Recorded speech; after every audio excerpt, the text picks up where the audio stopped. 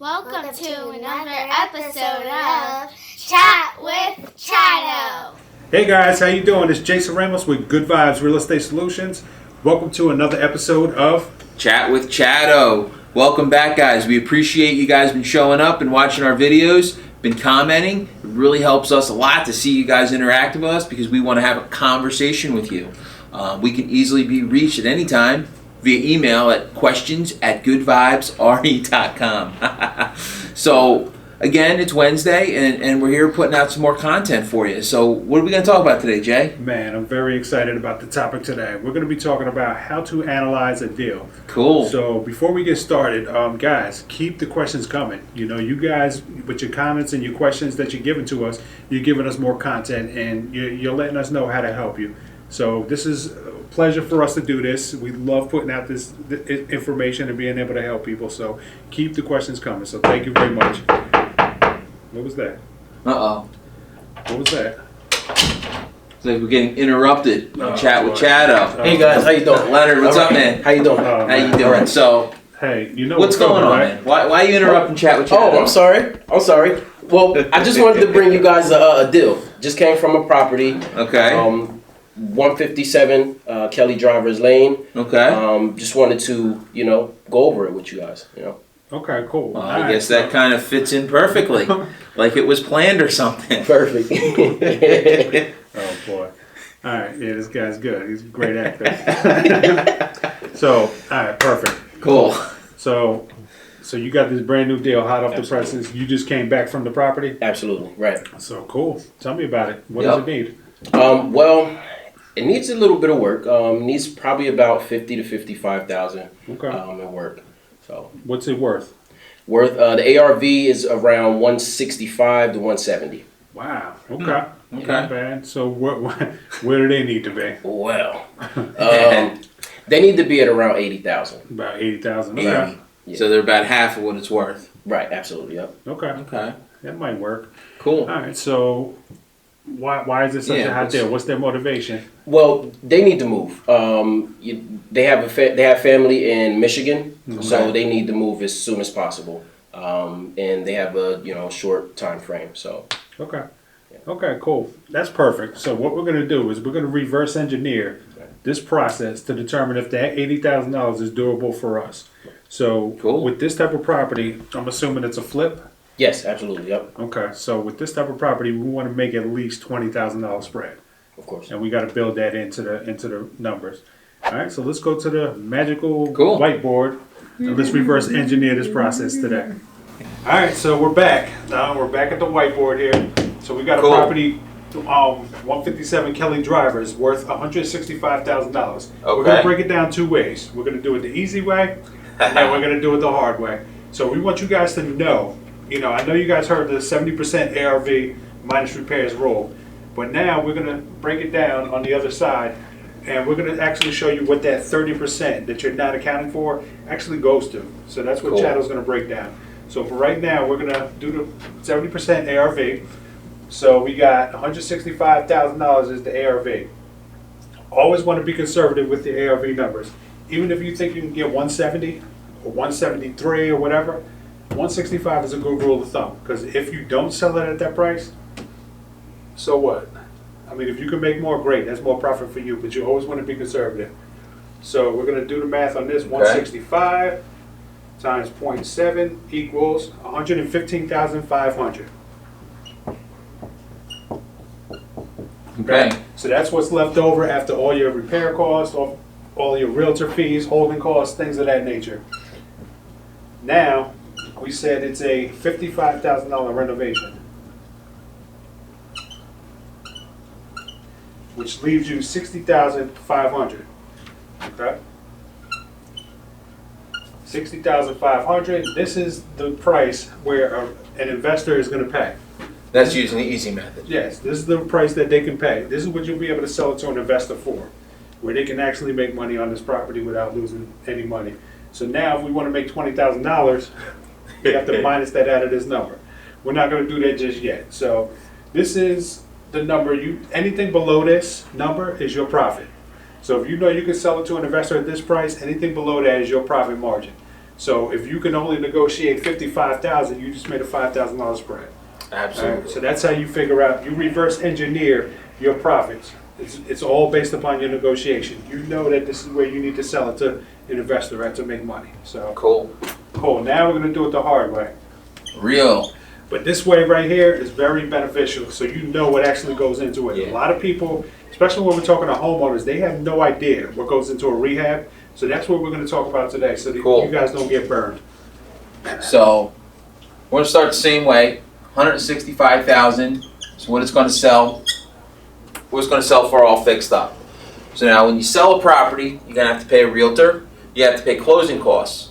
And as a cash buyer, you're gonna pay closing costs on the front end, right? You're also gonna get some negotiation from buyers. With all that said, you know, the commission's about 6%, closing costs are about 2% on the sale end of it, negotiation. So what I do is I ran that to a nice easy 10% in cost to sell.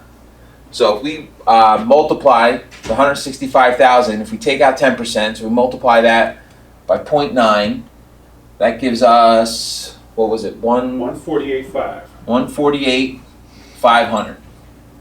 So if we sell this property for 165, that's what we're going to walk away with, right? So now there's a couple things we need to take into consideration, which is the rehab cost, which I believe Leonard said it was going to be about 50 to 55,000, and then we also have holding costs. Holding costs consist of a couple different things. Taxes. So what was it for taxes for the About year? $5,000 a year. So $5,000 in taxes for the year. And then we have insurance and utilities.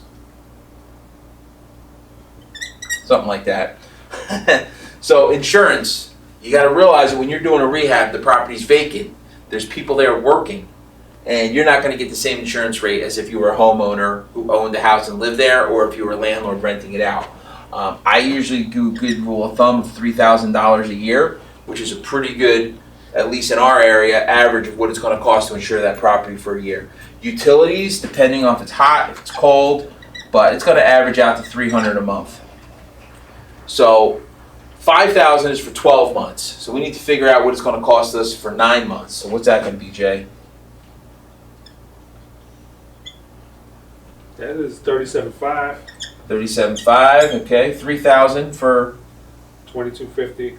okay. And 9 times 300 is 2,700. 2,700. So what's that add up to? What, about $9,000? Yeah, close to $9,000. And guys, also keep in mind, if you have a property where you're responsible for landscaping, snow removal, any of that type of stuff that goes on throughout the seasons, you have to be responsible for that as well. Yeah. So that's going to add That's up. why we went up a little bit in the price here. So now we're looking at 148. It's going to cost us $55,000 to fix it up. It's going to cost us $9,000 to hold the property. So after we spend that money, what's left over? So we got 84.5. minus 55K. This is 148.5K, and then subtract out the 9K. What was the total, Jay? It's 84.5. 84.5K. Which that means now, if I bought this property for $84,500, I would make zero. Zero. So now you're looking at, okay, well, how much profit is fair to make on a property with a 165 price point? I would venture it's going to be very difficult to get anybody to be willing to bite for less than 25K. So 84.5 is the break-even point. We subtract out our profit. That puts us at what? 59.5? 59.5. 0.5K. Okay. Wow. You were at 60.5, 59.5. So the formula works. All right. These are real numbers. This is an estimated, but it's very, very dead on. very close, yeah. Very close. So, guys, if you are above this number right here, nobody's buying it from you. You're gonna, if you lock this thing up at $80,000, you're gonna end up canceling this contract because no investor. They're gonna run these same numbers and they're not gonna make any money. They're gonna potentially lose. So now, here's where, as somebody wholesaling property, it's very tempting to say, oh, the ARV is 165. Here's the deal though, right? I, as a wholesaler, when I put out a deal, I say, hey, these are the comps. This property is similar, sold for this, and sold for this. So a buyer can come in, they might be thinking, you give them 165, they're going to think 165. But they might come in, they might be thinking it's 175, right? So they just added 10,000 to the equation. This just went up 10,000, right? They might look at the property, and we might say 50 to 55, and put that in their head, and that's what they're going to think. But they can come to the property and say, you know what, I can get this done for 40K. So boom, you just added another 15K. So depending on the person looking at the deal, this is based upon what we think the ARV is and what we think the repair value is. Right. So this is the number here. This number here is what, if we purchased it, we would feel comfortable that we're going to make 25K on it, no problem, right? But some people, these numbers are variable, and because of that, you don't know what somebody's going to be willing to pay. They might be willing to pay 70. They might be willing to pay 75. So it can happen. So Absolutely. it happens all the time, actually. So never ever, when you're doing your advertisement, don't give them this. Let them give you their estimates. They Tell might them be what's way wrong with the lower. house. Yeah, disclose everything. You know, tell them it needs a total rehab, but they can do it cheaper. So you as a wholesaler, you're not doing the work yourselves. This might go to a contractor that does all the labor themselves, and they just save $10,000 in labor. So don't ever put this number out in your marketing. So, but this is a good rule of thumb to know what investors are paying and whether you have a deal or not. So Cool. for us in this example, at $80,000, it is not a deal. So Leonard, step up Come here on for a back second, up. man. So we just dug your deal apart a little bit. Absolutely. Yep. Cool, man. Cool. So what would you say the motivation was again? They have to move. There's a grandmother, she's elderly. They have to move to Michigan with the Okay. rest of their family. So it's 3 people in the Okay. house. Okay. Now, is the property? Now you said it needs 55,000. I'm assuming it needs a lot of work. So it's not something they're going to put on the market. No, not at all. Okay. Cool. So looking at this, like I said, I know we would buy it at 60,000. Right. Right? You think you can get it somewhere around there? I think I can get her down. I think they're motivated enough. You know, they have a small time frame also, so it works perfect for, you know, what we look to do as far as, you know, being cash buyers. Okay. Cool. Good. Let's make it happen. Bring us some Get it, rent man. deals. Get it, man. Let's do Get it. All right. Cool. All right, cool. Awesome. So guys, now you see how to analyze a deal. You see how to break it down. You know, give us some comments, give us some feedback. If you need us to do another example, absolutely. You know, whatever questions you have, leave it in the questions at goodvibesrv.com. Guys, Cool. thank you very much for joining us. Absolutely. We'll see you again next week. Thank you. Cool. Take care.